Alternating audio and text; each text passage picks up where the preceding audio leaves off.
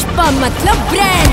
পরিচালক অ্যাটলি কুমারের নির্মিতব্য A22X A6 সিনেমায় অভিনয় করতে চলেছেন পুষ্পা খ্যাত অভিনেতা আল্লু অর্জুন এবং তার বিপরীতে প্রধান চরিত্রে যুক্ত হচ্ছেন রাশমিকা মান্দানা।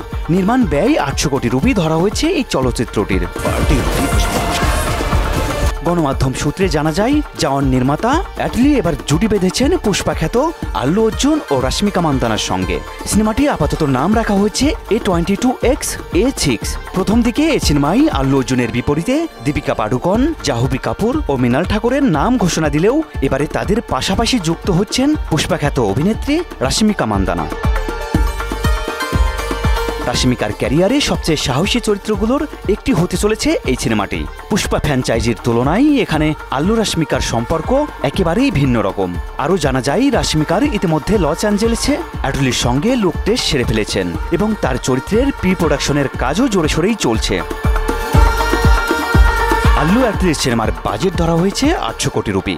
এ বাজেট থেকে শুটিংয়ের জন্য ব্যয় হবে 200 কোটি রুপি, ভিএফএক্সে খরচ হবে 250 কোটি। এই সিনেমাটিতে অভিনয়ের জন্য আল্লু পারিশ্রমিক নেবেন 175 কোটি রুপি। পাশাপাশি সিনেমাটির 15% লভ্যাংশ পাবে এ তারকারা।